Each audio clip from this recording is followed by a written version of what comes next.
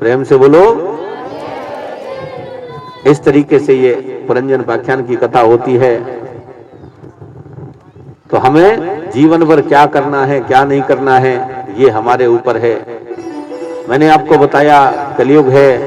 कलयुग में वैसे धर्म के 4 चरण होते हैं, दया, दान, शौच और तप। कलयुग में केवल एक दान नाम का चरण बचता है। दान हमें अवश्य करना चाहिए। अब सोचते हैं दान करने से क्या होता है। कई लोगों का सोचना होता है दान करने से क्या होता है।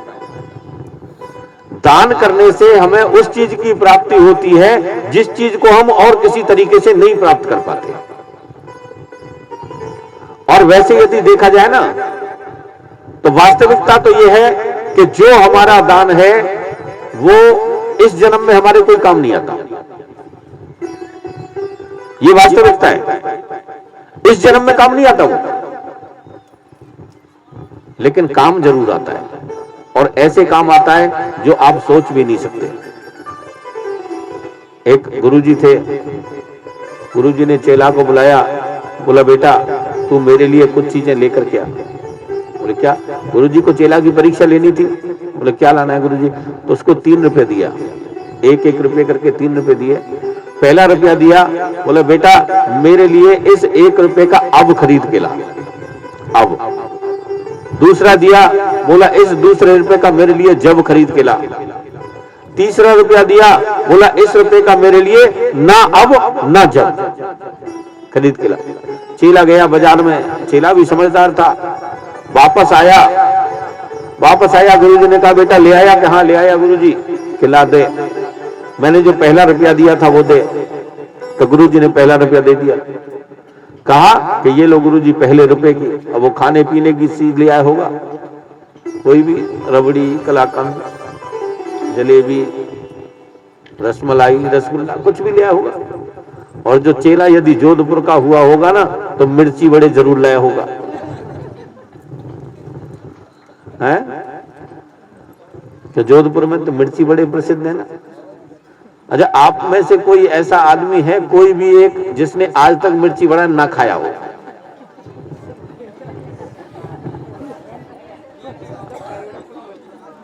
और देखो ऐसे नहीं कह रहा मैं इस बात को, भगवान की कृपा से ये जो आपके बसंत विहार के जो पार्क में जो मेरी कथा चल रही है, ये आपके जोधपुर डिस्ट्रिक्ट में, केवल जोधपुर डिस्ट्रिक्ट की बात कर रहा हूं मैं, और बात नहीं कर रहा मैं कहीं की। जोधपुर डिस्ट्रिक्ट में, जोधपुर शहर में, गांव में, चारों तरफ कहीं लगा करके मेरी 61वीं कथा है। ये जोधपुर डिस्ट्रिक्ट की 61वीं कथा है। और पूरे 61 कथा से पूछ रहा हूं, मुझे आज तक एक आदमी ऐसा नहीं मिला जिसने मिर्ची बड़ा ना खाया हो।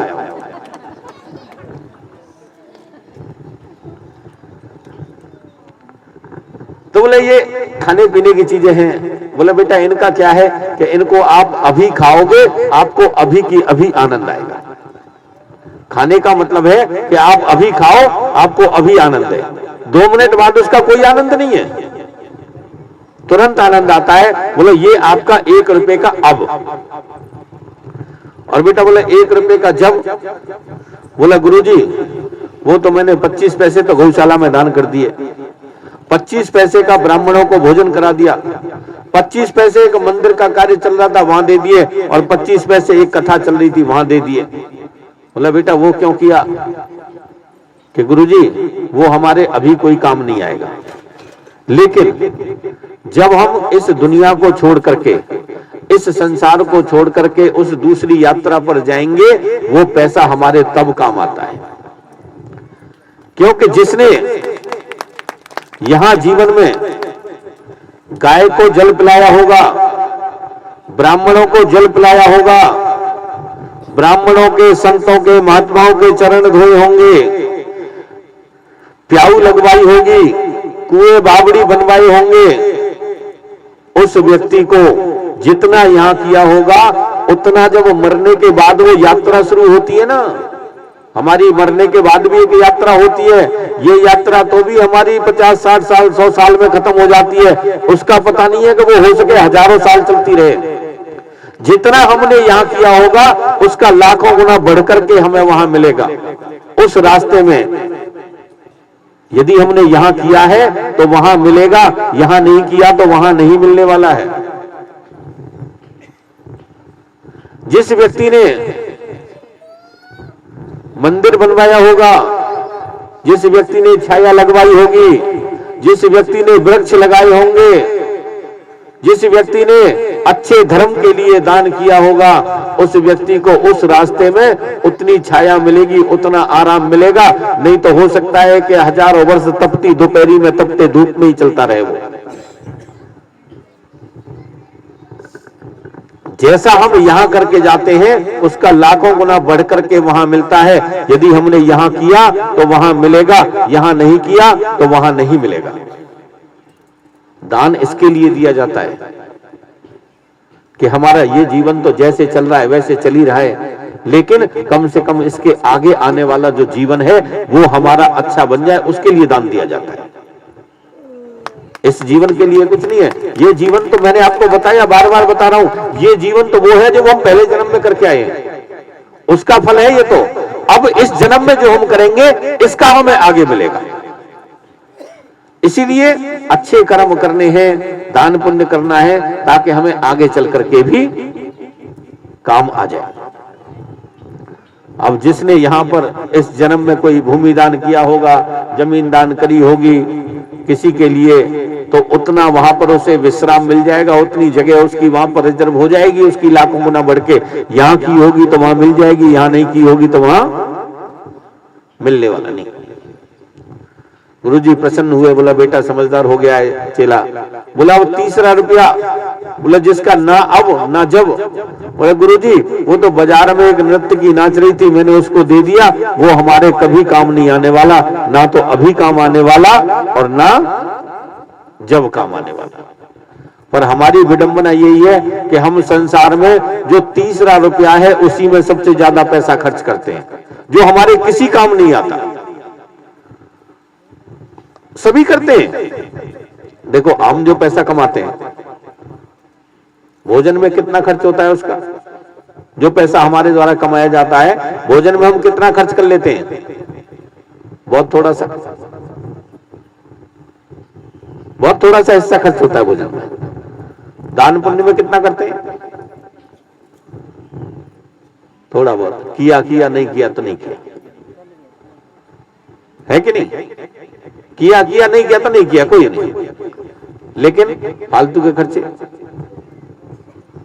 हैं, तो पता चले मैया 1000 रुपए 2000 रुपए ब्यूटी पार्लर में ही जाके देके आ जाएगी।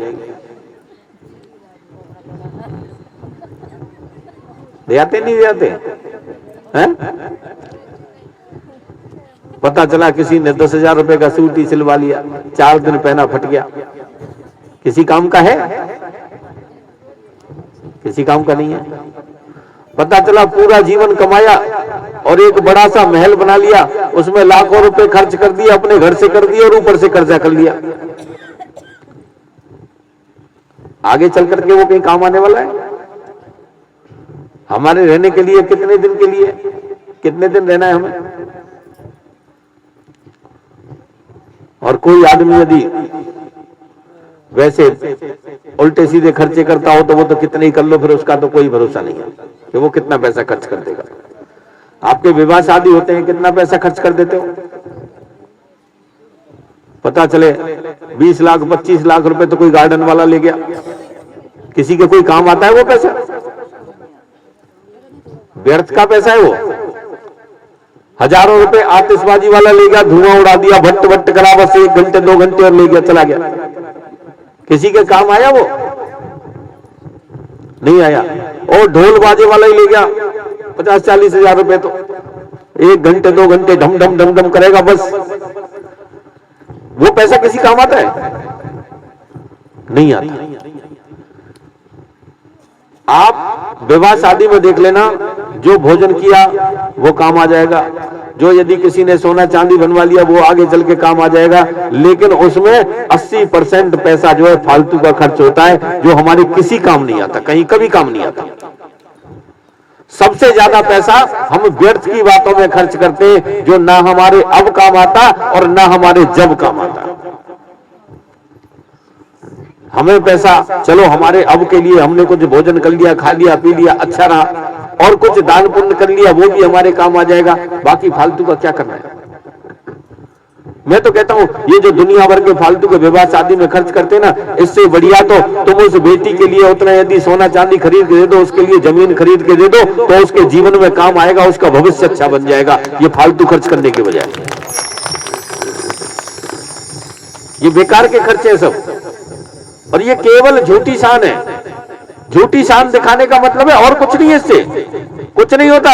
बोला बस एक दूसरे को नीचा दिखाना है। बोला तूने अच्छा इस गार्डन में करी थी, मैं तेरे से अच्छे गार्डन में करूंगा, चाहे कुछ हो जाए, चाहे मेरे कपड़े बिक जाए, चाहे मैं जीवन भर उसी के लिए कमाता रहूं, पर नहीं, झूठी शान दिखानी है। ये झूठी शान में क्या रखा है?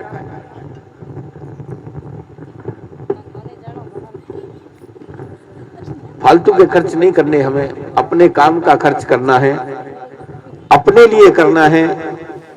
तो दान पुण्य इसके लिए किया जाता है, और कोई मतलब नहीं है दान पुण्य का। और दान पुण्य करने वाले को पता होता है कि मैं दान दे रहा हूं, ये मेरे लिए अच्छा है कि बुरा है, दब देता है। अभी कोई आदमी आपसे आकर के कहे कि भैया 50 रुपए दान देना, मुझे एक दारू का पौवा पीना है, आप दोगे? 1 रुपया नहीं दोगे। कोई कहते मुझे 1000 रुपया दान दे दे, अभी जुआ खेलना है, जाके कोई देगा? 1 रुपया नहीं देगा। लेकिन वही यदि मंदिर बन रहा हो, कि मंदिर बन रहा है पास में, तो लाख रुपए भी दे देगा, कोई 50,000 रुपए भी दे देगा निकाल के मंदिर के लिए, क्योंकि उसे पता है मैं जहां दे रहा हूं वो मेरा काम आएगा, अच्छी जगह पर लगेगा। तो दान चन्नों की भी बड़ी बड़ी महिमा होती है, अलग अलग। दान भी अलग अलग तरह का होता है। कोई तो आदमी ऐसा हो जाए, चाहे कुछ भी चला जाए, पर दान नहीं जाना चाहिए। कुछ भी हो जाए पर दान ही ना जाए। एक आदमी था ऐसा, अब वो आदमी पता है क्या हुआ, वो कहीं जाता ही नहीं था। उसकी घरवाली कहती कि गंगा जी नहाया, और पास में ही गंगा जी है 2-4 किलोमीटर। अब वो गंगा जी ना जाए, बोले गंगा जी जाऊंगा तो वहां कोई ना कोई पंडा पुजारी मिलेगा, तो कुछ ना कुछ दक्षिणा मांगेगा। ज्यादा जिद करी उसकी पत्नी ने, एक दिन चला गया। एक दिन जब चला गया, कोई बात नहीं, मैं समझ रहा हूं आप सबको, अरे 5 मिनट की कथा और है, 5 मिनट बाद आरती हो जाएगी, फिर खूब चले जाना अपने घर आराम से।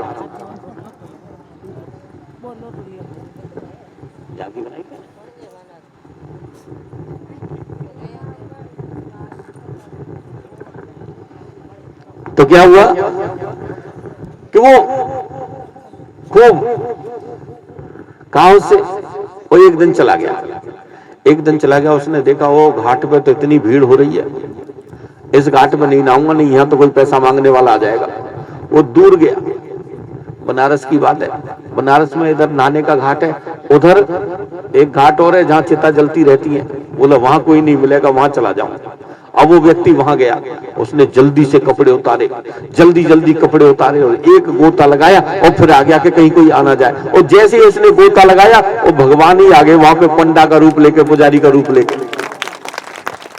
और जैसे ही वो बाहर आया, बोले यजमान की जय हो, यजमान की जय हो, यजमान की जय हो। बोले महाराज तुम कहां से आ गए? बोले बेटा हम तो एकांत में रहते हैं, वहां तो भीड़ है, भीड़ हमें पसंद नहीं है, हम तो यहाँ एकांत में रहते हैं। कोई तेरे जैसा एक आध यजमान आता है, और हमें तो महीने भर का खर्चा वही दे जाता है। अब जिस आदमी ने जीवन में 1 रुपया खर्च ना किया हो, और उसको कह देगा महीने भर का खर्चा वही दे जाता है। बोले महाराज मेरे पास कुछ नहीं है। बोले नहीं नहीं बेटा, दान तो देना पड़ेगा तुझे। चल 1 महीने का नहीं देता तू 15 दिन का दे दे, और 15 दिन का नहीं देता तू 7 दिन का दे दे। मतलब वो दान ना दे और भगवान उसके पीछे पड़े रहे। बोले 1 ही दिन का दे दे। बोले नहीं।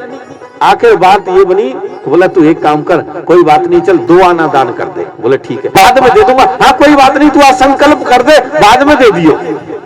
बोले हाँ ठीक है, संकल्प करा लो। अब उसने संकल्प कर दिया 2 आना का, 2 आना का संकल्प कर दिया। वो गया घर। वो जैसे ही घर पहुंचा, भगवान तुरंत उसके पीछे पीछे ही पहुंच गए, उसके घर पे ही। बोले यजमान की जय हो। अब उसकी घरवाली आई निकल के, बोले क्या हुआ? बोले यजमान की जय हो, यजमान 2 आना का संकल्प करके आया है, वो 2 आना लेने आया हूं। अब वो पत्नी गया, अब पत्नी ने आके बताई, बोला जी वो तो बीमार हो गए। बोला अच्छा बीमार हो गए, तो हम तो बेटा दवाई भी जानते हैं, उसे बोला हम दवाई देंगे, ठीक कर देंगे उसे, वो ठीक हो जाएगा। अब वो अंदर गई, बोले जी वो तो जो कह रहा है कि हम ठीक कर देंगे, ठीक हो जाएगा, वो जाके कहते वो तो मर गया, जो कहते मर गया। अब उसने जाके बाहर कह दी, तो बोले जी वो तो गए काम से। बोले अच्छा हमारा यजमान मर गया, और जब तक उसका दाह संस्कार नहीं हो जाए हम जब तक नहीं जाएंगे। और पूरे गांव में जाके खबर फैला दी, बोले यजमान हमारा यजमान मर गया, यजमान मर गया, पूरे गांव में इकट्ठा कर लिया। और जाके उसके वो सामान जो था उसके उसको ले जाने का, बांधने का, करने का पूरा इकट्ठा कर दिया अपने आप ही लाके। बोला हमारा यजमान मर गया, अब यजमान को ऐसे कैसे छोड़े, बोला निकालो बाहर। अब वो यजमान भी पक्का, बोला दमड़ी नहीं जाए चाहे कुछ भी हो जाए, वो आके उसे चिता पे लिटा दिया, लेके गए। और बच्चा सांस ही ना ले, बोले ही ना, गए उसे और वहां तक ले गए, शमशान तक।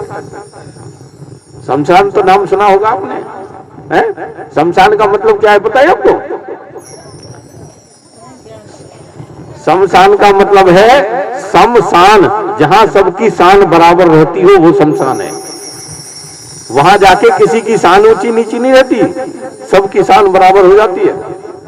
वहां जाके दूसरे दिन कोई नहीं बता सकता कि ये वृद्ध आदमी की राख है, कि ये जवान की है, ये कन्या की है या लड़का की है। सब एक जैसे हो जाते हैं, वहां जाके सबकी शान बराबर हो जाती है। शान का झंझट तो हमारे यहाँ है बस, तो वो शमशान है, इसलिए शमशान जहां सबकी शान बराबर हो। और वहां ले गए, और वहां ले जाके भी चिता पे लेटा दिया। पट्टा फिर भी नहीं बोले। भगवान ने कहा भाई एक काम करो, हमारा चेला है, एक बार इसके कान में गुरु मंत्र तो दे दें। बोले दे दो। अब भगवान ने उसके कान में गुरु मंत्र दिया। बोले बेटा मैं भगवान हूं, तेरी परीक्षा लेने आया था, और तुझे जो कुछ मांगना हो मांग ले। अब विश्वास नहीं हुआ उसे, भगवान ने 3 बार कहा, विश्वास दिलाया कि मैं भगवान हूं, जो कुछ मांगना हो मांग ले। बोले भगवान बस 2 आना छोड़ दो अपने, और कुछ नहीं मांगना इससे ज्यादा। यानी कि आदमी के दरवाजे पर भगवान भी आ जाए ना, तो मांगने के लिए भी कहे तो भी वो कहेगा बस तू दक्षिणा मत मांगे, बाकी सब ठीक है। तो देने वाला तो महाराज, प्रेम से बोलो। तो ऐसे दानचंदों की कहानी होती है। दानचंद भी अलग अलग तरह के होते हैं। एक दानचंद ऐसे वो नेताजी होते हैं, वो तो हमारे यहाँ तो कोई नेताजी नहीं है खैर ऐसे। वो नेताजी था, वो नेताजी ने आके कथा चल रही थी, बोले उसमें गुप्त दान लिखवा दिया। बोले गुप्त दान का चेक दे दिया 20 लाख रुपए का, और 20 लाख का चेक दे दिया। बड़े खुश हुए। व्यवस्थापक ने बोला माइक में, बोला जी 20 लाख रुपए का गुप्त दान में चेक प्राप्त हुआ है, नेताजी को कहाँ कल चैन पड़े। नेताजी बोले भैया ये कह दे कि 20 लाख रुपए का चेक इन्होंने दिया है, यानी कि नाम ना हो जब तक तो फिर बात ना बने ना। बोला इन्होंने दिया है। अब उसने इशारा कर दिया, बोला 20 लाख का चेक इन्होंने दिया। बोला इन्होंने नहीं, नाम लेके बता दे कि इन्होंने फलाने नेताजी ने 20 लाख का चेक गुप्त दान में दिया। अब बता दिया, बोला फलाने नेताजी ने 20 लाख का चेक गुप्त दान में दिया। अब ठीक है, नाम हो गया उसका, पूरी वाह हो गई, सबने ताली पीट दी, चले गए। अब वो व्यवस्थापक दूसरे दिन वो चेक लेके गया बैंक में। बैंक में गया, बैंक में जाके दिया। बैंक वाले ने कहा भैया ये चेक तो नहीं चलेगा। बोले कैसे? केस के ऊपर उसके साइन नहीं है, और उसके साइन होने चाहिए। बोले फिर के साइन करा के लाओ, दस्तखत करा के लाओ। अब वो व्यवस्थापक नेताजी को ढूंढते ढूंढते पहुंचा। बोले नेताजी क्या कि कल आपने 20 लाख का चेक दिया था? कि हाँ दिया था। बोला उस पर साइन नहीं है। बोले साइन क्या होते हैं? बोले दस्तखत। बोले दस्तखत क्या होते हैं? बोले अपना नाम लिख दो। कि पागल हो रहा है, गुप्त दान में कहीं नाम लिखा जाता है क्या? यानी गुप्त दान का चेक भी कर दिया 20 लाख रुपए का, और दिया भी ढेला नहीं। तो ऐसे भी दानचंद हो जाते हैं कई बार। बट दान हमें अवश्य करना चाहिए, वो हमारे जीवन के लिए कल्याणकारी होता है। प्रेम से बोलो। और समय तो नहीं हुआ अभी आपका?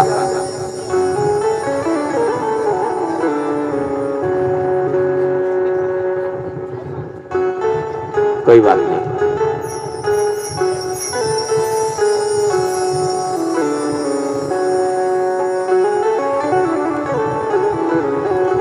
दो मिनट रुक जाओ। कुछ सूचना होगी तो। आज वैसे बावन भगवान की कथा होनी थी, लेकिन कथा चलती चली गई तो फिर ध्यान ही नहीं रहा। कोई बात नहीं, बावन भगवान तो घर के हैं, कल कर लेंगे। हैं? भगवान तो अपने घर के हैं, कल कथा करेंगे।